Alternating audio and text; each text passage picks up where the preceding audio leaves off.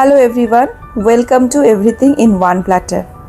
পনিরের অনেক সহজ রেসিপি আমরা জানি, তার মধ্যে থেকেই আর একটা সহজ পনিরের রেসিপি নিয়ে আজকে চলে এলাম। আজকের রেসিপি হলো পনির মশালা। এর জন্য আমি নিয়ে নিয়েছি 400 গ্রাম মতো পনির, যেটাকে আমরা পিস পিস করে কেটে নেব। আপনারা চাইলে যে কোনো শেপ বা সাইজে কেটে নিতে পারেন। আমি এখানে ট্রায়াঙ্গল শেপে পনিরগুলোকে ছোট ছোট করে কেটে নিয়েছি। এই রেসিপিটা কোনো স্পেশাল অকেশনে খুব সহজে বানানোর জন্য একদম উপযুক্ত। এখানে আমার পনিরগুলোকে কেটে নেওয়া হয়ে গিয়েছে। এবারে আমরা দেখে নেব কিভাবে গ্রেভি বানাবো। কড়াই বা প্যান গরম হয়ে গেলে তাতে দিয়ে দেব সর্ষের তেল। আপনারা চাইলে সাদা তেলও বানাতে পারেন। তার সাথে দিয়ে দেব কিছু গোটা গরম মশলা, যেমন তেজপাতা, শুকনো লঙ্কা, দারচিনি, এলাচ, লবঙ্গ এবং গোটা জিরে। দিয়ে দেব কয়েকটা রসুন আর একটা বড় পেঁয়াজ কুচি আর একটা টমেটো। পেঁয়াজ আর টমেটো খুব রাফলি চপ করলেই হবে, এত পাতলা বা ছোট করে চপ করতে হবে না, কারণ আমরা এগুলোকে পরে মিক্সার গ্রাইন্ডারেই দেব। সাথে দিয়ে দেব নুন, হলুদ গুঁড়ো আর কাশ্মীরি লাল মির্চ গুঁড়ো।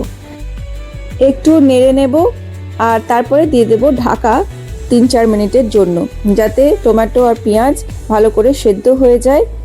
3-4 মিনিট পরে ঢাকনা খুলে আমরা দেখব যে অনেকটাই সেদ্ধ হয়ে গিয়েছে বা কষানো হয়ে এসছে। বেশি কষানোর দরকার নাই। এবারে আমরা এটাকে আস্তে আস্তে নামিয়ে নেব। এই মশলাটাকে কিন্তু আমরা পেস্ট বানাবো, কিন্তু এখনই নয়, একটু রুম টেম্পারেচারে এলে পরে তারপরে আমরা মিক্সিতে দিয়ে এটাকে ঘুরিয়ে নেব। এবার একটা ফাইন পেস্ট বানিয়ে নেব। এবারে ওই একই প্যানে আমরা দিয়ে দেব আরও একটু সর্ষের তেল, সাথে দিয়ে দেব নুন, হলুদ আর কাশ্মীরি লাল মির্চ গুঁড়ো। আমরা এখন পনিরগুলোকে ভেজে নেব। একটু নেড়ে নিয়েই আমরা দিয়ে দেব আমাদের কেটে রাখা পনির। রেস্টুরেন্টে সাধারণত এই সমস্ত গ্রেভি সবজিগুলোতে পনির না ভেজেই দেয়, যেটা খেতে আমার খুব একটা ভালো লাগে না। পনির একটু ফ্রাই করে দিলে খেতে এবং দেখতেই দুটোতেই সুন্দর হয়। পনিরগুলোকে এপিট উপিট করে আমরা একটু ভেজে নেব। আমাদের সুন্দর কালার চলে এসেছে পনিরের। এবারে আস্তে আস্তে আমরা এগুলোকে তুলে নেব। রান্নার সেকেন্ড স্টেপ আমাদের কমপ্লিট। এবার আমাদের থার্ড স্টেপ। একটুখানি সামান্য তেল দিয়ে নেব। তেল গরম হয়ে গেলে দিয়ে দেব জিরে, গোটা জিরে। 30 সেকেন্ড একটু নেড়ে নিয়েই দিয়ে দেব আমাদের মশলা, যেটা আমরা পেস্ট করেছিলাম। সেই মশলাটা আমরা এখানে পুরোটাই দিয়ে দেব।